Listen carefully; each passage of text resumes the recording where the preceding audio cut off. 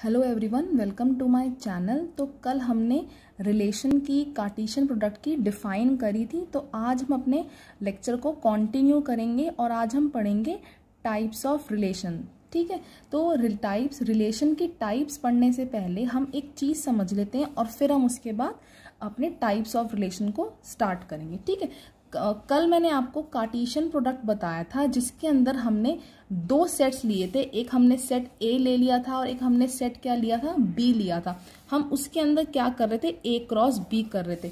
अब हम क्या करेंगे, अब दो अलग अलग सेट लेने के बजाय हम एक ही सेट के ऊपर हम कार्टेशियन प्रोडक्ट करेंगे। हम क्या करेंगे, ए क्रॉस ए करेंगे। हम उसमें क्या बोलते थे, अगर मान लीजिए हमारा आर कोई भी सबसेट है ए क्रॉस बी का, तो आर को हम बोलते थे R defines a relation from set A to B. R relation define करता है from set A to B. और अब हम यहां मान लीजिए हमारा एक ए क्रॉस ए हमने लिया हुआ है, हमारा कार्टेशियन प्रोडक्ट है, इसका हमने एक सबसेट ले लिया है। मान लीजिए वो सबसेट है के। तो ये क्या होगा, के defines a relation on A, बजाय ये कहने के कि K defines a relation from A to A, हम क्या कहते हैं, K defines a relation on A कहते हैं। K defines a relation on A। ठीक है, तो अब हम स्टार्ट करते हैं हमारी टाइप्स रिलेशन की।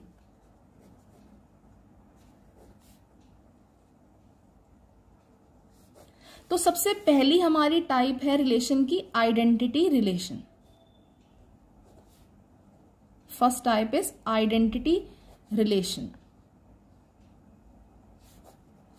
ठीक है, तो मान लीजिए मैंने कोई भी एक एस सबसेट ले लिया जो है ए क्रॉस ए का।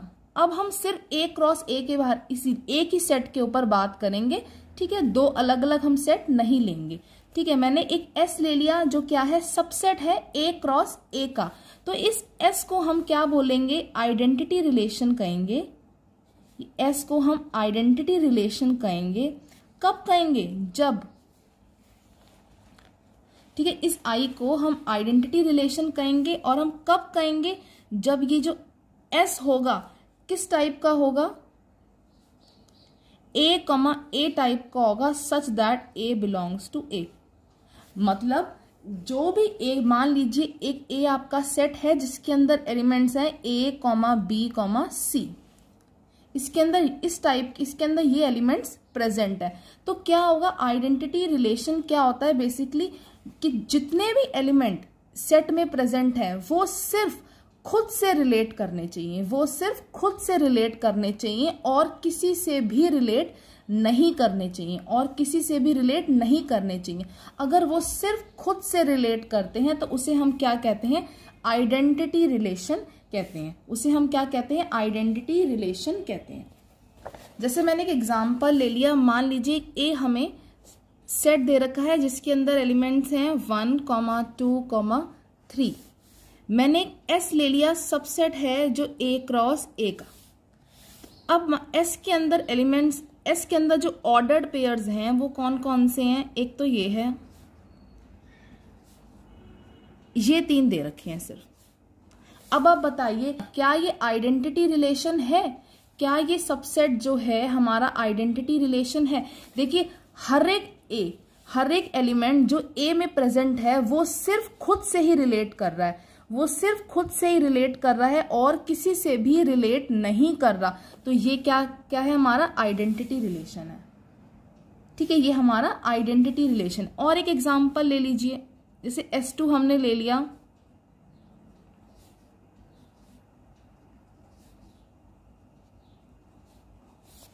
अब इसमें देखिए 1 तो रिलेट कर रहा है 1 से खुद से ही, 3 भी रिलेट कर रहा है खुद से ही, लेकिन यहां पे देखिए 1 2 से भी रिलेट कर रहा है, 1 2 से भी रिलेट कर रहा है। तो ये हमारा आइडेंटिटी रिलेशन नहीं होगा, ये हमारा आइडेंटिटी रिलेशन नहीं।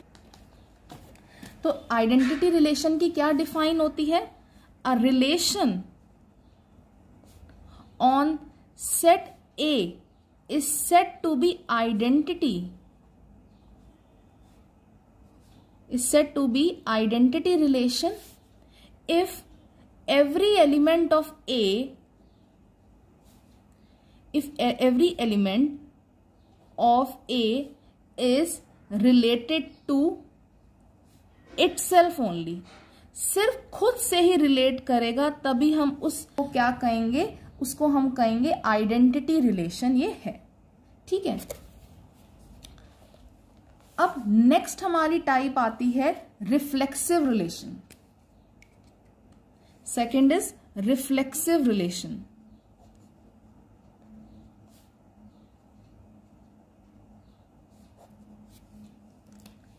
ठीक है, सपोज कर लीजिए हमारे पास एक आर है जो सबसेट है ए क्रॉस ए का। ठीक है, तो इस आर को हम क्या, और ये आर क्या है, R defines a relation, R defines relation on A. ठीक है, तो इस आर को हम क्या कहेंगे, रिफ्लेक्सिव रिलेशन कहेंगे। कब कहेंगे कि जितने भी एलिमेंट ए में प्रेजेंट हैं, जितने भी एलिमेंट ए में प्रेजेंट, सेट ए में प्रेजेंट हैं, वो एटलीस्ट खुद से तो रिलेट करने ही चाहिए, कम से कम खुद से तो रिलेट करने ही चाहिए। तो वो क्या कहलाएगा, हमारा रिफ्लेक्सिव रिलेशन कहलाएगा। जैसे फॉर एग्जाम्पल, जैसे S इज इक्वल्स टू एक ए सेट है जिसमें 1, 2 और 3 प्रेजेंट है।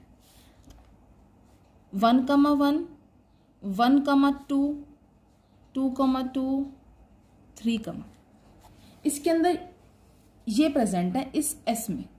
तो अब क्या ये रिफ्लेक्सिव रिलेशन है, आप खुद देके बताइए। देखिए 1 खुद से रिलेट कर रहा है, 2 खुद से रिलेट कर रहा है, 3 खुद से रिलेट कर रहा है। तो और ये सारे के सारे खुद से रिलेट कर रहे हैं और साथ में 1, 2 से रिलेट कर, हमें इससे मतलब नहीं है। हमने क्या कहा है कि हर एक एलिमेंट जो ए में प्रेजेंट है वो एटलीस्ट खुद से तो रिलेट करना चाहिए, और हमें पता चल रहा है हर एलिमेंट एटलीस्ट खुद से तो रिलेट कर ही रहा है। तो ये हमारा क्या है, ये हमारा एक रिफ्लेक्सिव रिलेशन है, ये हमारा रिफ्लेक्सिव रिलेशन है। अब क्या ये S जो है, क्या ये आइडेंटिटी रिलेशन है, क्या ये S आइडेंटिटी रिलेशन है? देखिए नहीं है, क्योंकि मैंने आइडेंटिटी रिलेशन में क्या कहा था, हर एक एलिमेंट जो A में प्रेजेंट है वो सिर्फ खुद से ही करना चाहिए और किसी से भी नहीं करना चाहिए, और किसी से भी नहीं करना चाहिए। तो ये S आपका आइडेंटिटी रिलेशन नहीं है, लेकिन आपका रिफ्लेक्सिव रिलेशन है। ठीक है, S इज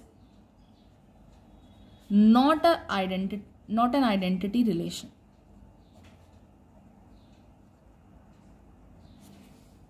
ठीक है, S हमारा आइडेंटिटी रिलेशन नहीं है। अब एक चीज और देखिए, फ्लेक्सिव में क्या है, एक कंडीशन है कि एटलीस्ट वो खुद से तो रिलेट करना ही चाहिए, मतलब उसके अंदर ऐसे ऑर्डर्ड पेयर्स होने ही चाहिए जो A, A टाइप के रिफ्लेक्सिव में होने ही चाहिए, एटलीस्ट ये तो होने ही चाहिए। तो ये किसकी, तो एक चीज आप याद देख सकते हैं कि every identity relation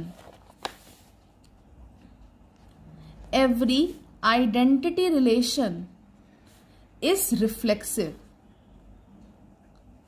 but converse need not to be true.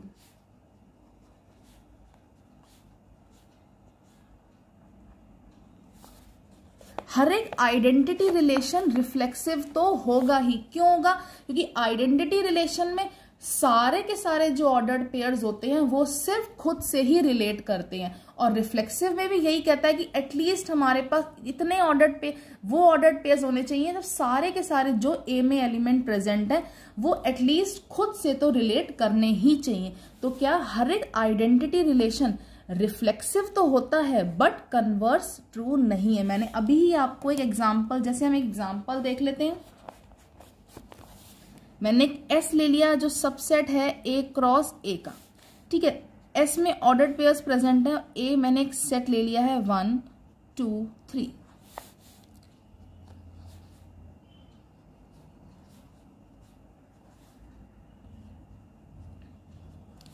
ये देखिए ये आपको खुद पता चल रहा है, ये रिफ्लेक्सिव रिलेशन तो है, सारे के सारे एटलीस्ट खुद से तो रिलेट कर रहे हैं, लेकिन ये आइडेंटिटी नहीं है। आइडेंटिटी में सिर्फ खुद से करना चाहिए। ठीक है, तो अब नेक्स्ट आती है type irreflexive relation. Third is irreflexive relation.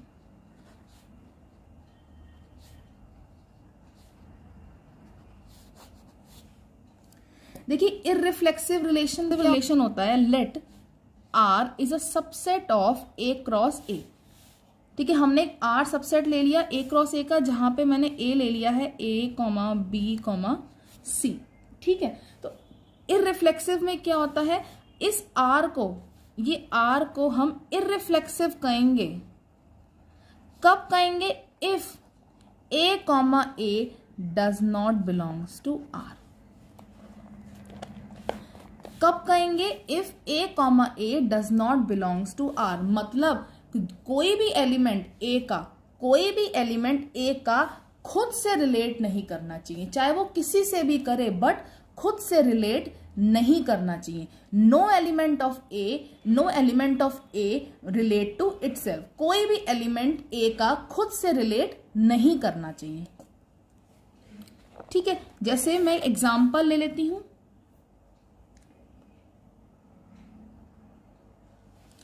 जैसे सपोज मैंने एक आर ले लिया 1,2 और 2,3, ये दो ऑर्डर्ड पेयर्स ले ली। अब आप खुद बताइए, क्या ये इररिफ्लेक्सिव रिलेशन है? क्या ये इररिफ्लेक्सिव रिलेशन है? जी बिल्कुल है।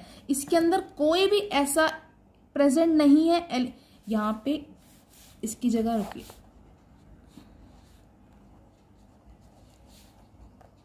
ये ज्यादा बेटर रहेगा। ठीक है, जहां पे आर सबसेट है ए क्रॉस ए का। ठीक है, तो इसमें कोई भी ऐसा ऑर्डर्ड पेयर नहीं है जो खुद से रिलेट कर रहा हो, तो ये बिल्कुल ये इररिफ्लेक्सिव है, ये इररिफ्लेक्सिव है। अब क्या ये रिफ्लेक्सिव रिलेशन है? ये रिफ्लेक्सिव रिलेशन नहीं है। क्यों नहीं है? मैंने क्या कहा था, एटलीस्ट खुद से तो वो रिलेट करने ही चाहिए। यहाँ पे ए कॉमा ए, B comma B, C comma सी नहीं आ रहे हैं, तो ये ना तो ये रिफ्लेक्सिव है, और रिफ्लेक्सिव नहीं है तो ये आइडेंटिटी भी नहीं होगा। Is phi a reflexive relation? क्या एम्प्टी सेट हमारा फाई क्या रिफ्लेक्सिव रिलेशन होता है?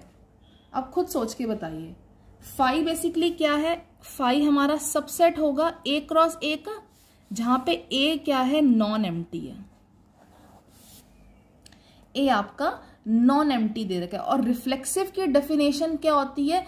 एटलीस्ट हर एक एलिमेंट एटलीस्ट खुद से तो रिलेट करने ही चाहिए। तो ए अगर नॉन एम्प्टी है तो हम मान सकते हैं एक ए है, एक स्मॉल है जो इस ए के अंदर लाई कर रहा है बिल्कुल है इसके अंदर। तो अगर ये कह रहा है कि इसके अंदर एक एलिमेंट है, तो ये क्या, तो इसके अंदर ए कॉमा ए तो एटलीस्ट प्रेजेंट होना चाहिए था।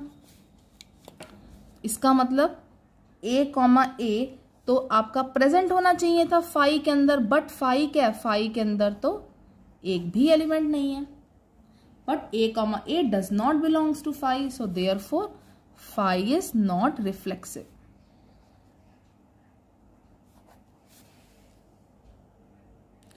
ये चीज आपको आई समझ? अब खुद देखिए, हमारे पास हमने क्या ले लिया, हम फाई एक नॉन एम्प्टी सेट है, उसके अंदर कुछ प्रेजेंट नहीं है, कुछ भी नहीं है। और हमने ए ले लिया है जो नॉन एम्प्टी है, तो अगर वो नॉन एम्प्टी है तो एटलीस्ट उसके अंदर एक एलिमेंट तो होगा ही होगा, तो मैंने ले लिया ए। तो अब मैंने रिफ्लेक्सिव की क्या है कि मान लीजिए उसके अंदर एक ही एलिमेंट प्रेजेंट है, मान लीजिए ए के अंदर सिर्फ यही है, तो ए कॉमा ए हमारा क्या होगा, ए कॉमा ए हमारा ए क्रॉस ए में लाई करेगा, ए कॉमा ए हमारा ए क्रॉस ए में बिल्कुल लाई करेगा। और हमने क्या कहा है, हर एक एलिमेंट ए का वो खुद से तो रिलेट करना ही चाहिए। हर एक एलिमेंट ए का खुद से तो एटलीस्ट खुद से तो रिलेट करना चाहिए, तो वो फाई में प्रेजेंट होना चाहिए था। अब फाई के अंदर तो कुछ है ही नहीं, जब उसके अंदर कुछ है ही नहीं तो फिर तो ये रिफ्लेक्सिव है ही नहीं, क्योंकि हमारा ए के अंदर तो एक एलिमेंट प्रेजेंट है जो ए कॉमा जो फाई में नहीं है। ठीक है, तो हमारा फाई जो है रिफ्लेक्सिव रिलेशन नहीं होता। अब क्या फाई इररिफ्लेक्सिव रिलेशन है? Is phi a irreflexive relation?